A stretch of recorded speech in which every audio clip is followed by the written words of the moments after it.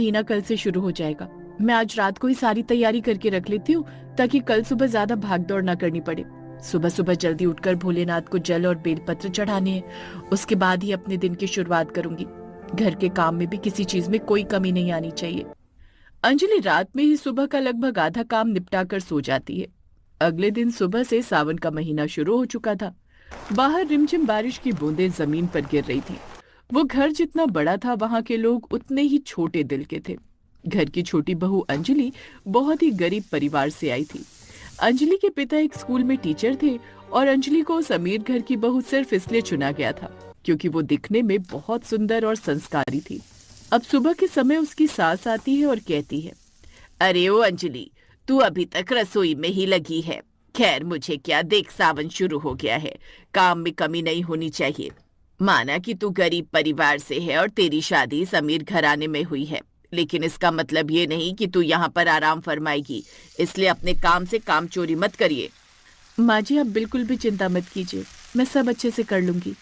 अंजलि आगे कुछ बोलती कि तभी वहां पर उसकी ताई सास सुमित्रा आती है और कहती है, अरे भाई, हम क्यों चिंता लेंगे? चिंता तो तुम्हें करनी चाहिए कि अगर काम में जरा भी गड़बड़ी हुई तो तुम्हें किस लेवल पर चिंता लेनी पड़ेगी। वो तो शायद तुम बखूबी जानती होगी।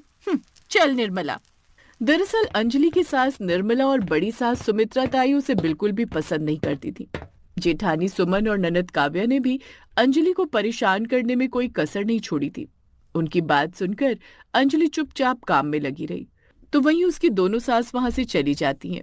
वो सुबह 4 बजे उठी थी और अब सुबह के 6 बज चुके थे। लगभग सारा नाश्ता बनकर तैयार हो गया है। अब जल्दी से नहाकर मंदिर में भगवान की पूजा करके आ जाती हूँ। 7 बजे तक सभी घर वाले उठ जाएंगे, उससे पहले मुझे वापस आना होगा। अंजलि ने नहाकर पहले घर के मंदिर की सफाई की, फिर बाहर के मंदिर में जाकर भोलेनाथ को जल चढ़ाया। लेकिन जैसे ही वो घर के अंदर दाखिल हुई, सुमित्रा ताई मुंह बनाते हुए बोलने लगी, अरे ओ छोटी बहू, ये क्या तरीका है पूजा करने का? हमारे घर में ऐसे फटे पुराने सूती कपड़े पहनकर सावन की पूजा नहीं होती है। माना कि तू गरीब घर से है, लेकिन तेरा ससुराल तो अमीर है ना। कोई महंगी साड़ी पहनकर भी तो तू मंदिर जा सकती थी, लेकिन नहीं, तुझे तो हमारी नाक कटवानी है। लोग कहेंगे कि इतने अमीर घर की बहू इतनी सिंपल साड़ी पहनती है। सही कह रही हैं आप ताई जी। अंजलि, तुम्हें कितनी बार कहा है कि अपनी ये गरीबी वाली आदतें अपने मायके में ही छोड़ कर आया करो। और ये क्या, ये थाली के बेलपत्र कितने पुराने हैं, यही चढ़ा कर आई हो भगवान को। आधे तो कटे फटे हैं। तुम्हारे पिता ने भगवान को कैसे बेलपत्र चढ़ाते हैं ये भी सिखाकर नहीं भेजा है क्या? माफ कर दीजिए माँ जी, मैं कल से दूसरे बेलपत्र चढ़ाऊंगी। दरअसल ये फ्रिज में रखे रखे खराब हो गए होंगे। और रही बात साड़ी की, तो कल के लिए मैं रेशमी साड़ी निकाल कर रख दूंगी।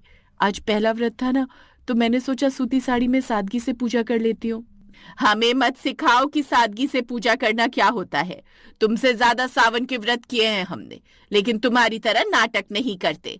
तुम्हारा व्रत है ना आज, तो ये मत सोचना कि व्रत के नाम पर सारा दिन तुम आराम करोगी। आज पूरे घर की साफ सफाई करना, ऊपर से लेकर नीचे तक। और हाँ, रसोई का भी पूरा काम संभाल लेना। व्रत में भगवान बहुत ताकत देते हैं, कौन सा तुम थक जाओगी। और सुनो, व्रत में हम लोग तुम्हें अलग से फलाहार बनाकर नहीं देने वाले हैं। व्रत का खाना जो भी बनाना हो वो तुम अपने लिए खुद बनाना। बड़ी बहू सुमन आज शाम की किटी पार्टी की तैयारी कर रही है, उसे बिल्कुल भी परेशान मत करना। जी माँ जी, आप लोग बिल्कुल भी फिक्र मत कीजिए। मुझे जो भी खाना होगा वो मैं खुद ही बना लूंगी और सारा काम भी संभाल लूंगी। आप लोगों को जो भी पार्टी करनी है, आप उसकी तैयारी कीजिए। अंजलि ने बिना कुछ खाए पिए व्रत रखकर पूरे घर की साफ सफाई की, झाड़ू पोछा किया, कपड़े धोए और सारा काम अकेले ही किया। जब वो दोपहर में सबका खाना बना रही थी, तभी उसकी जेठानी सुमन वहां आई। सुमन ने एक बहुत प्यारी सी वेस्टर्न ड्रेस पहनी हुई थी और बहुत सारा मेकअप भी किया हुआ था। उफ, ये कैसा धुआं किया हुआ है तुमने रसोई में अंजलि? हाथ धोती है। अरे ये चिमनी चला लेती तो क्या तुम्हारे मायके में बिल चला जाता? तुम्हें तो गैस भी ढंग से इस्तेमाल करना नहीं आता है। मुझे तो लगता है तुम्हें कुछ भी इस्तेमाल करना नहीं आता। दीदी, वो दाल में तड़का लगा रही थी ना, तो इसी वजह से गैस थोड़ा तेज कर दिया था और चिमनी चलाना भूल गई थी। माफ कर दीजिए, मैं अभी चला देती हूँ, सारा धुआं निकल जाएगा। अच्छा ये बताइए, आपके लिए क्या बनाऊं? शाम को तो आपकी किटी पार्टी है, अभी कुछ हल्का बना दूं? नहीं नहीं नहीं नहीं, मेरे लिए कुछ भी मत बनाओ, मुझे तो किटी पार्टी में ही खाने का मन है। वैसे भी अगर अभी कुछ खाऊंगी तो पेट में ब्लोटिंग हो जाएगी। बस काव्य के लिए सैंडविच बना देना, और सुनो, मेरे शाम के फंक्शन के लिए वो व्हाइट कलर का डिजाइनर सूट प्रेस कर देना, जलना नहीं चाहिए, पूरे 5,000 का सूट है। जी दीदी, आप बिल्कुल भी फिक्र मत करिए, दोपहर का खाना बनाते ही मैं सबसे पहले आपका सूट प्रेस करके रख दूंगी। अंजलि का शरीर व्रत के कारण बहुत ज्यादा कमजोर हो रहा था। उसे चक्कर आ रहे थे और वो बहुत ज्यादा परेशान थी, लेकिन वो बिना किसी शिकायत के सारे काम कर रही थी। सास और जेठानी जानबूझकर उसे काम पर काम बताए जा रहे थे ताकि अंजलि कमजोर पड़े और उसका व्रत टूट जाए या उसे प्यास लग जाए। लेकिन अंजलि के इरादे और उसकी भक्ति बहुत मजबूत थी। अभी 1-2 दिन ही बीते थे कि घर में अचानक हलचल मच गई। निर्मला के कुछ खास रिश्तेदार शहर आ रहे थे। निर्मला चाहती थी कि मेहमानों के सामने सब कुछ मॉडर्न तरीके से हो, इसलिए उसने ये जिम्मेदारी अंजलि की जगह सुमन को दे दी। सुमन बहू, अंजलि का स्टेटस हमारी तरह ऊंचा नहीं है, इसलिए उसको किसी भी चीज की जानकारी नहीं है। कल मेरे बहुत खास रिश्तेदार आ रहे हैं। मैं चाहती हूँ कि तुम ही सारी जिम्मेदारी संभालो। भले ही वो मॉडर्न है, लेकिन उन्हें पिज्जा और पास्ता नहीं बल्कि देसी डिशेस बनाकर खिलाना। कल की जिम्मेदारी तुम्हारी होगी। मैं नहीं चाहती कि ये गरीब घर की लड़की कोई भी गड़बड़ कर दे। और हाँ, खाना बहुत स्वादिष्ट होना चाहिए। अंजलि कल मंदिर में पाठ करेगी ताई जी के साथ, ताकि उन लोगों को लगे कि हम लोग बहुत भक्ति वाले इंसान हैं। माँ जी, मैं रिश्तेदारों को संभाल लूंगी, आप बिल्कुल भी फिक्र मत कीजिए। सुमन ने अपनी सास के सामने हाँ में हाँ तो मिला दिया था, लेकिन अंदर ही अंदर वो बहुत ज्यादा घबरा गई थी। सुमन को वेस्टर्न खाना बनाना तो आता था, लेकिन देसी खाना बिल्कुल नहीं आता था। अगले दिन सुबह सुबह अंजलि ताई जी के साथ पूजा में बैठी हुई थी और सुमन रसोई में अकेले ही मेहनत कर रही थी। उसने यूट्यूब खोलकर खाना बनाने की कोशिश की तो रसोई से बहुत सारा धुआं और जलने की बदबू आने लगी। हे भगवान, ये क्या हो गया? ये सारा खाना तो जल गया है। मुझसे तो कुछ भी सही से नहीं बन रहा। और ये सब्जी, ऐसा लग रहा है जैसे जेल में भी इससे अच्छा खाना मिलता होगा। अंजलि भी सुबह सुबह ताई जी के साथ पूजा में बैठ गई है। अब मैं करूं तो क्या करूं? मेहमान बस 1 घंटे में आने वाले हैं। माँ जी तो मुझे घर से निकाल ही देंगी। वैसे तो मेरी बहुत तारीफ करती है क्योंकि मैं अमीर घर से हूँ, लेकिन आज तो मेरी नाक ही कट जाएगी। सुमन रसोई में खड़े होकर रो रही थी। वहीं दूसरी तरफ ताई जी की आंखें बंद थीं क्योंकि वो पूजा में मगन थी। अंजलि का व्रत था। वो चुपचाप रसोई में आई और सुमन के आंसू और रसोई की हालत देखकर सब कुछ समझ गई। दीदी, क्या हुआ? रोने से किसी भी समस्या का हल थोड़ी निकलता है। देख नहीं रही हो अंजलि, सब कुछ बर्बाद हो गया। मेहमान आने वाले हैं और खाना सारा का सारा जल गया है। हमारे घर में तो इस तरह का खाना बनता भी नहीं है। आज तो मैं बर्बाद हो गई, और तुम यहाँ मुझ पर हंसने के लिए आई हो ना? दीदी, आप शांत हो जाइए, कोई भी तमाशा नहीं बनेगा और ना ही आपकी कोई इज्जत खराब होगी। आप बस बाहर जाकर मेहमानों के बैठने का इंतजाम देख लीजिए। ताई जी कम से कम 30-40 मिनट तक आंखें नहीं खोलेंगी।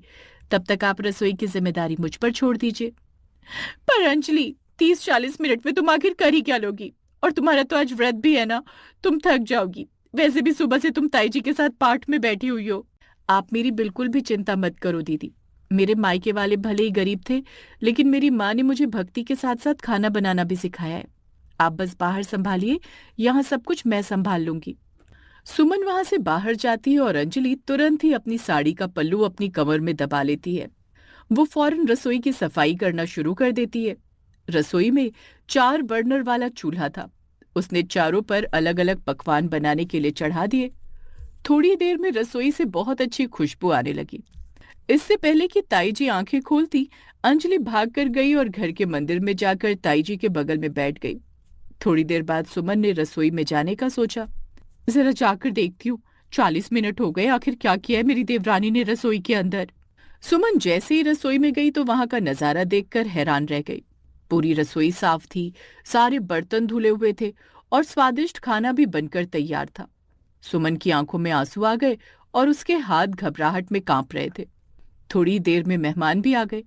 सुमन कांपते हाथों से सबको खाना परोस रही थी और अंजलि वहीं पास में खड़ी हुई थी। अरे, हमारी सुमन तो बहुत ही गुणी है। अमीर घर से है, लेकिन फिर भी इसके अंदर बिल्कुल घमंड नहीं है। ये सब कुछ इसने अपने हाथों से बनाया है। हाँ बहन जी, खाने की खुशबू ही बता रही है कि आपकी बहू बहुत गुणी है। खाने का सादगी भरा स्वाद अपने आप ही मुंह में घुल रहा है। सुमन ने घबराते हुए नजरें उठाकर अंजलि की तरफ देखा। अंजलि ने उसे देखकर एक प्यारी सी मुस्कान दी और आंख